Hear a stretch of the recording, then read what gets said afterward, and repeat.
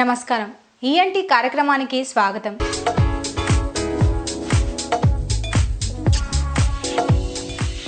సాధారణంగా కొంతమంది పిల్లలు పుట్టుకతోనే వినికిడి సమస్యతో పుడుతుంటారు.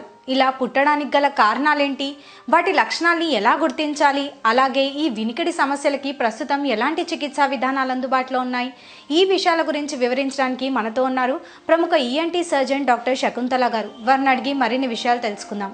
నమస్కారం డాక్టర్ గారు. నమస్తే డాక్టర్ గారు, సాధారణంగా మనం చూస్తూ ఉంటాం కొంతమంది పిల్లలు పుట్టుకతోనే వినికిడి సమస్యతో పుడుతూ ఉంటారు. అసలు ఇలా పుట్టడానికి కారణాలు ఏంటంటారు? ఇట్లా hearing problem or congenital deafness, ఈ ప్రాబ్లం రావడానికి చాలా కారణాలు ఉంటాయి. యూజువల్లీ ఏంటంటే మదర్కి ఏదైనా ప్రెగ్నెన్సీ అప్పుడు ప్రాబ్లం వస్తే పిల్లల మీద ఎఫెక్ట్ పడుతుంది. సో ఇట్లాంటి ప్రాబ్లమ్స్ రావచ్చు అంటే ఫస్ట్ 3 months మనకి ప్రెగ్నెన్సీలో ఫస్ట్ ట్రైమెస్టర్ అంటారు. ఆ ఫస్ట్ 3 monthsలో యూజువలీ మదర్కి ఇన్ఫెక్షన్ వస్తే, లేకపోతే తెలియకుండా ఏదైనా మెడిసిన్స్ తీసుకుంటే, అంటే కొంతమందికి ప్రెగ్నెన్సీ వచ్చింది అని తెలియకుండా వాళ్ళకి ఏదైనా వేరే ప్రాబ్లం కోసం ఏదైనా హెవీ యాంటీబయాటిక్స్ కానీ ఏదైనా వేరే మెడిసిన్స్ వాడితే, లేకపోతే మదర్కి ఏదైనా రేడియేషన్కి ఎక్స్పోజర్ అయితే, ఫర్ ఎగ్జాంపుల్ ఎక్స్రే కానీ సిటీ స్కాన్ అట్లాంటివి తెలియకుండా ప్రెగ్నెన్సీలో ఫస్ట్ 3 monthsలో రేడియేషన్ ఎక్స్పోజర్ వస్తే, లేదంటే ఏదైనా యాక్సిడెంట్ ఆర్ ట్రామా మదర్కి ఏదైనా దెబ్బ తగిలితే, అది కాక ఇన్ఫెక్షన్స్ అంటే మనకి ఏదైనా మైనర్ ఇన్ఫెక్షన్స్ అయితే యూజువలీ ఏముండదు, కామన్ కోల్డ్ కాఫ్ అట్లాంటి. బట్ యూరినరీ ఇన్ఫెక్షన్ వస్తే, లేకపోతే సివియర్ ఏదైనా ప్రాబ్లం వచ్చి ఏదైనా హెవీ ఐవి యాంటీబయాటిక్స్ మెడిసిన్స్ అట్లా యూస్ చేస్తే, వేరే ఏదైనా డ్రగ్స్ యూస్ చేస్తే, అది ఫస్ట్ ట్రైమెస్టర్లో వచ్చిన ప్రాబ్లం. ఎందుకని ఆ ట్రైమెస్టర్లో ఫస్ట్ 3 months ఆఫ్ ప్రెగ్నెన్సీలో మనకి నర్వ్స్ డెవలప్ అవుతుంది బేబీకి. టోటల్ న్యూరాలజికల్ డెవలప్మెంట్, బ్రెయిన్కి, స్పైనల్ కార్డ్కి, ఇయర్స్కి డెవలప్మెంట్, అదే క్రూషియల్ స్టేజ్. ఆ టైంలో ఏదైనా ఇట్లాంటి ప్రాబ్లమ్స్ మదర్కి వస్తే వినికిడిలో ప్రాబ్లం వస్తాయి బేబీకి. అవి కాక సెకండ్ ఆర్ థర్డ్ ట్రైమెస్టర్లో కూడా ఏదైనా మదర్కి ఇన్ఫెక్షన్ వచ్చినా, ఏదైనా వేరే ప్రాబ్లం ఏదైనా వచ్చినా, అంటే బేబీకి సపోజ్ మదర్కి జెస్టేషనల్ డయాబెటీస్ అంటే షుగర్ రావటం, లేదంటే థర్డ్ ట్రైమెస్టర్లో మదర్కి చాలా హై బ్లడ్ ప్రెషర్ రావటం, పిఐహెచ్ అంటారు.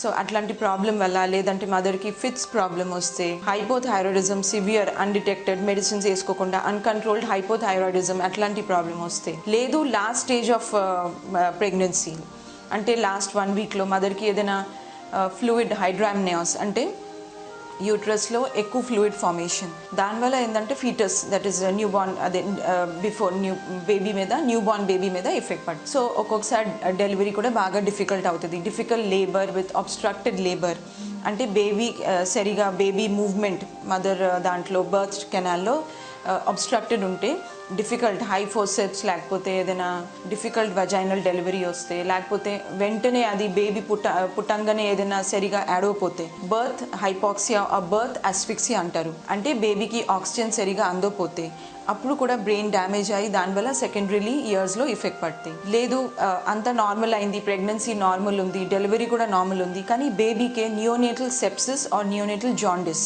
అంటే యూజువలీ పుట్టిన పిల్లలకి జాండిస్ వస్తాయి, కానీ బాగా సివియర్ జాండిస్ వస్తే, లేదంటే బేబీకి ఇన్ఫెక్షన్ న్యూ బార్న్ బేబీకి within 1 week or within 1 month బాగా హెవీ ఇన్ఫెక్షన్ వచ్చేసి నియోనేటల్ సెప్సిస్ అంటారు. అట్లాంటి ఏమైనా ప్రాబ్లం వస్తే కూడా, లేకపోతే ఫ్యూచర్లో అంటే విదిన్ 1 year ఆర్ విదిన్ 6 monthsలో ఏదైనా సివియర్ మెనింజైటిస్, లేకపోతే ఏదైనా ట్యూబర్క్యులోసిస్ ఆర్ ఏదైనా ఇట్లాంటి సివియర్ లైఫ్ థ్రెటనింగ్ ఇన్ఫెక్షన్ వస్తే బేబీకి, దానివల్ల కూడా హియరింగ్లో ఎఫెక్ట్ పడుతుంది. కొన్ని జెనెటిక్ డెఫ్నెసెస్ ఉంటాయి కంజెనిటల్. సో అది మదర్ ఫ్యామిలీ లేకపోతే ఫాదర్ ఫ్యామిలీలో ఏదైనా హెరిడిటరీ ప్రాబ్లం ఉంటే, హియరింగ్ ప్రాబ్లం ఉంటే, జెనెటిక్ ప్రాబ్లం ఉంటే, అదే బేబీకే క్రోమోజోమ్స్ ద్వారా ట్రాన్స్మిట్ అయ్యి అట్లా హెరిడిటరీగా బేబీకి కూడా కంజెనిటల్ సెన్సరీ న్యూరల్ అట్లా హియరింగ్ లాస్ డెఫిసిట్ వస్తాయి. కొంతమందికి ఏంటంటే కన్సాంగ్వినిటీ అంటే మనకి మేనరికం అట్లాంటి అంటే రిలేటివ్స్ క్లోజ్ రిలేటివ్స్లో మ్యారేజ్ అయితే, పేరెంట్స్ మధ్యలో బాగా క్లోజ్ ఫ్యామిలీ రిలేషన్ ఉంటే, వాళ్ళ ఫ్యామిలీలో ఇద్దరు ఫ్యామిలీస్లో ఏదైనా ఇట్లాంటి హెరిడిటరీ కంజెనిటల్ తెలియకుండా ప్రాబ్లమ్స్ ఉంటే, దానివల్ల కూడా బేబీకి అట్లా ఎఫెక్ట్ రావచ్చు, హియరింగ్ ప్రాబ్లమ్స్ రావచ్చు. డాక్టర్ గారు, మరి పుట్టిన పిల్లల్లో ఈ వినికిడి సమస్య ఉందని ఎలాంటి లక్షణాలని చూసి గుర్తించాలంటారు? యూజువలీ ఏంటంటే పేరెంట్స్ లేకపోతే క్లోజ్ ఫ్యామిలీ మెంబర్స్ బేబీని క్లోజ్గా అబ్జర్వ్ చేయాలి. ఎట్లా అబ్జర్వ్ చేయాలంటే, ఏదైనా పెద్ద సౌండ్ వింటే యూజువలీ పుట్టిన పిల్లలు ఉలికిపడు, లేకపోతే తల సౌండ్కి వెళ్ళి తిప్పుతారు. ఏదైనా లౌడ్ సౌండ్ వస్తే ఆ డిరెక్షన్లో ఆటోమేటిక్లీ తల తిప్పుతాడు. సో అట్లా చేయకపోతే, ఏదైనా హెవీ సౌండ్ వచ్చినా, చప్పట్లు కొట్టినా, లేకపోతే బయట పెద్ద సౌండ్ ఏదైనా వస్తువు కింద పడితే అట్లా సౌండ్ వస్తే, బ్యాంగింగ్ సౌండ్ లేకపోతే హార్న్ సౌండ్, ఏదైనా హై డెసిబుల్ సౌండ్ విన్నా కూడా బేబీకి ఏమైనా బాడీ రియాక్షన్స్ లేకపోతే, హెడ్ అటువైపు తిప్పపోతే, లేకపోతే ఉలికి పట్టడం అట్లా రాకపోతే మనం అది సస్పెక్ట్ చేయాలి ఏంటంటే బేబీకి హియరింగ్ లాస్ ఉండొచ్చు. అట్లాంటి అప్పుడు వెంటనే పీడియాట్రిషియన్ లేకపోతే ఈఎన్టీ స్పెషలిస్ట్ దగ్గర తీసుకెళ్ళి చెప్పాలి. సో అట్లా తీసుకెళ్ళి చెప్తే అప్పుడు ఏంటంటే డీటెయిల్ ఎగ్జామినేషన్ చేస్తాం, ఇయర్స్కి అట్లా ఎగ్జామినేషన్. తర్వాత ఏదైనా సౌండ్ స్టిమ్యులస్ ఇచ్చి బేబీ రియాక్షన్ అబ్జర్వ్ చేస్తాం. అప్పుడు ఏంటంటే బేబీకి రియాక్షన్ ఉంటే, హియరింగ్కి రెస్పాన్స్ ఉంటే it's okay, we wait for some time. లేదు అట్లాంటి ఏమీ రెస్పాన్స్ లేదు, చెవి దగ్గర చప్పలు కొట్టినా ఏదైనా పెద్ద సౌండ్ విన్నా బేబీకి ఏం రెస్పాన్స్ లేదంటే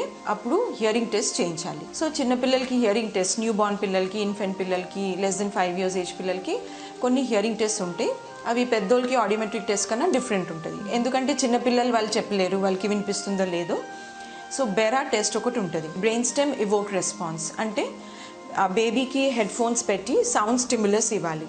మెషిన్ ద్వారా డిఫరెంట్ డెసిబుల్స్లో, డిఫరెంట్ ఫ్రీక్వెన్సీస్లో సౌండ్ స్టిమ్యులస్ ఇచ్చి దాని ద్వారా బ్రెయిన్ స్టెమ్లో న్యూరల్ యాక్టివిటీ చూస్తాం, ఆ వేవ్స్ చూస్తాం. అంటే సౌండ్ వేవ్స్ బ్రెయిన్కి పోయిన తర్వాత ఎలక్ట్రికల్ యాక్టివిటీ ఉంటుంది బ్రెయిన్ స్టెమ్లో. అది మనం ఈ బెరా టెస్ట్ ద్వారా యాక్టివిటీ స్టడీ చేస్తే ఏ డెసిబుల్ సౌండ్లో అది బ్రెయిన్లో యాక్టివిటీ వస్తుంది, నార్మల్ లెవెల్లో లేకపోతే కొంత డిలేడ్ వస్తుందా లేదా, అట్లా డిఫరెంట్ ఉంటాయి మెజర్స్, పారామీటర్స్ ద్వారా బేబీకి హియరింగ్ ప్రాబ్లం ఉందా లేదా, ఒక్క చెవులో ఉందా లేకపోతే 2 చెవుల్లో ఉన్నాయా, అది న్యూరల్ ప్రాబ్లమా లేకపోతే కండక్టివ్ హియరింగ్ లాస్, తర్వాత పర్సంటేజ్ ఆఫ్ హియరింగ్ లాస్, అవన్నీ మనం డయాగ్నోస్ చేయగలుగుతాం. అది కాక ఓటో అకాస్టిక్ ఎమిషన్స్ అని ఒక సింపుల్ టెస్ట్ ఉంటుంది. అది బెరా టెస్ట్ ఏంటంటే బేబీ నిద్రపోవాలి, ఒక 20 minutes to half an hour recording ఉంటుంది, కొంచెం లెబోరియస్ ఉంటుంది. బట్ ఈ ఓటో acoustic emissions is a screening test. ఆ స్క్రీనింగ్ టెస్ట్ ద్వారా విదిన్ half a minute మనకి కొన్ని వేవ్ రికార్డింగ్స్ ద్వారా we can able to judge, అంటే రఫ్ అసెస్మెంట్ చేయగలుగుతాము బేబీకి హియరింగ్ లాస్ ఉందా లేదా. సపోజ్ అది హియరింగ్ లాస్ అని వచ్చింది ఆ టెస్ట్లో, ఓటో అకాస్టిక్ ఎమిషన్స్లో, then further we subject the baby to BERA test. BERA టెస్ట్లో అది కాన్ఫర్మేటరీ టెస్ట్, దాంట్లో 100% తెలిసిపోతుంది ఎంత పర్సెంటేజ్ హియరింగ్ తగ్గింది, నర్వస్ ప్రాబ్లమా లేకపోతే కండక్టివ్ హియరింగ్ లాస్.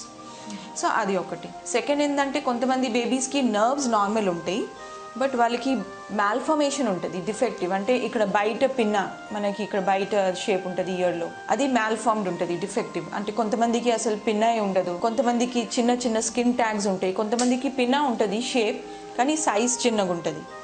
దాంతోపాటు మనకి ఎక్స్టర్నల్ ఆర్టరీ కెనాల్, ఇది పిన్నా, తర్వాత ఇది ఎక్స్టర్నల్ ఆర్టరీ కెనాల్. ఈ కెనాల్లో ఒక్కొక్కసారి ఈ కెనాల్ నారోయింగ్ ఉంటుంది, లేకపోతే ఈ కెనాల్ అసలు ఉండదు, ఎట్రీసియా అంటారు. ఎక్స్టర్నల్ ఆర్టరీ కెనాల్ ఎట్రీసియా అంటే ఇది అసలు డెవలపే అవ్వదు, ఇది కూడా అబ్నార్మల్ ఉంటుంది. దాంతోపాటు ఈ కెనాల్ కూడా అబ్నార్మల్ ఉంటుంది, టోటలీ క్లోజ్డ్ ఉంటుంది. అంటే ఇక్కడ బోన్లో ఇక్కడ ఈ హోల్ ఫార్మేషన్ అసలు ఉండదు. సరే, ఇది నార్మల్ ఉంటే నెక్స్ట్ మిడిల్ ఇయర్లో ప్రాబ్లం రావచ్చు. అంటే కర్ణబెరీ డెవలప్మెంట్, తర్వాత మిడిల్ ఇయర్లో చిన్న చిన్న బోన్స్ ఉంటాయి, ఆసికల్స్ అంటారు. ఆసికల్స్ ఒక్కొక్కసారి మ్యాల్ఫార్మ్డ్ ఉంటుంది, 3 ఆసికల్స్ చిన్న చిన్న సన్న బోన్స్ ఉంటాయి హియరింగ్ కోసం, అవి డిఫార్మ్డ్ ఉంటాయి. సరే, ఇంతవరకు నార్మల్ ఉండి ఇది కాక్లియా అంటే మనకి nerve problem related. So sensory neural hearing loss. So ఇవంతా నార్మల్ ఉన్న కూడా కాక్లియర్ మాల్ఫర్మేషన్ ఉంటుంది. అట్లా రకరకాల ప్రాబ్లమ్స్ బై బర్త్ కూడా ఉండొచ్చు, లేదంటే విదిన్ 1 yearలో ఏదైనా సివియర్ ఇన్ఫెక్షన్ వల్ల, లేకపోతే usage of heavy ivy antibiotics దానివల్ల, ఏదైనా యాక్సిడెంట్స్, ఇంజురీస్ వల్ల, అట్లా రకరకాల ప్రాబ్లమ్స్ వల్ల, లేకపోతే సడన్ హెవీ నాయిస్ ఎక్స్పోజర్ వల్ల కూడా పుట్టిన పిల్లలు లేకపోతే చిన్న పిల్లలకి హియరింగ్ ప్రాబ్లమ్స్ రావచ్చు. ఈఎన్టీ కార్యక్రమంలో ఇప్పుడు ఒక చిన్న విరామం.